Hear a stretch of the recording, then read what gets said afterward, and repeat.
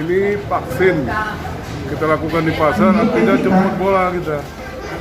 Karena pedagang jangan meninggalkan pekerjaannya.